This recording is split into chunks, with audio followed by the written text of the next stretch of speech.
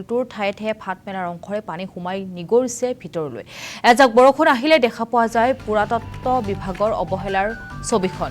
দৌলটো ফাট মেলাৰ পিছতে পুৰাতত্ব বিভাগে কোনো গুৰুত্ব নিদিয়াৰ অভিযোগ এই মুহূৰ্তত এতিয়া উত্থাপিত হৈছে।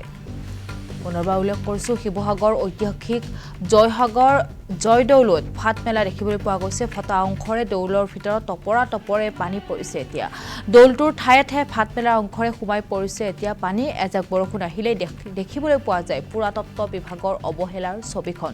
দৌলটো ফাট মেলাৰ পিছতে পুৰাতত্ব বিভাগে কোনো গুৰুত্ব নিদিয়াৰ অভিযোগ এতিয়া উত্থাপিত হৈছে।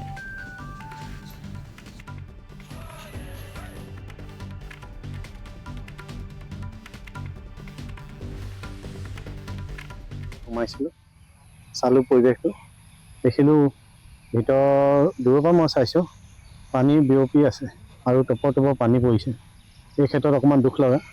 আমাৰ শিৱসাগৰ এইটো মান সন্মানৰ কথা বুলিয়ে ক'ব লাগিব। আমাৰ শিৱসাগৰ এখন ঐতিহাসিক, শিৱসাগৰত জয়মতী বা এনেকুৱা আমাৰ যিসকল ওপৰ ৰজা ৰাণী বা যিসকল আছে তেখেতসকলৰ ঐতিহ্য, তেওঁলোকৰ কিছুমান আৱেগ অনুভূতি, এইবোৰ সকলোবোৰ এই দৌলৰ লগত সম্বন্ধ আছে।